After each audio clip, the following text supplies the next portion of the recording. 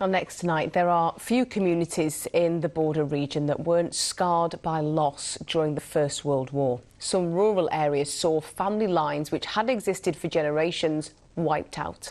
And now 2 towns in Dumfries and Galloway are preparing for events to mark the centenaries of their war memorials to keep those memories alive. Bruce Mackenzie reports. On the skylines of our towns and villages, they silently mark time. An enduring reminder of those who made the ultimate sacrifice. Over the next 2 weekends, 2 local communities will mark the century their memorials have stood vigil. We're the custodians of remembrance, and it's up to us to keep the light burning on remembrance. Maybe a fancy way of saying that, but yes, I think that is what we are. And Dalbeattie people, I think, over the last number of years, by coming to this War Memorial Remembrance Day, we've shown their support for it. So we in the Dalbeattie Legion take the responsibility for that quite seriously as well.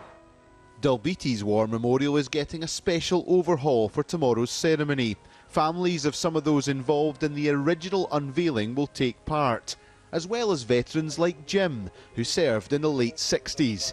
He says remembrance has become increasingly important to him. I think it's changed to be stronger, especially in the last, 10 years or so.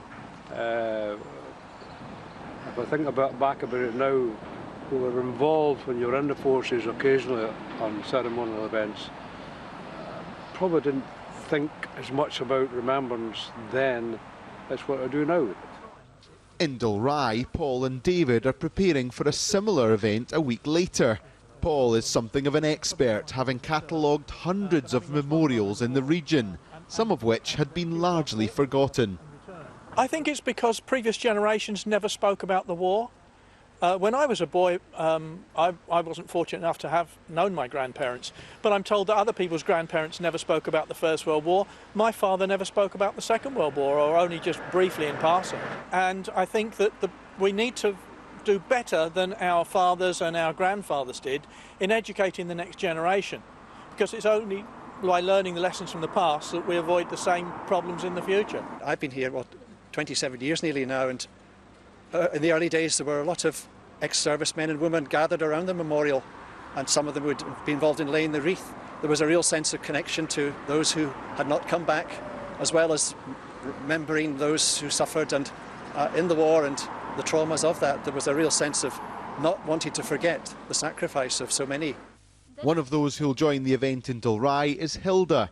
Her uncle was lost in the Battle of Arnhem in the Second World War. Her dad captured as a prisoner of war. She's pleased to see a resurgence in remembrance. I think the modern generation are beginning to think about it more than what they did maybe 20 years ago. I think the younger folk are appreciating now what had happened, and what we've got to be thankful for are these men that lost their lives. 100 years since local communities raised the funds to build these lasting memorials, their importance continues. Bruce Mackenzie, ITV News.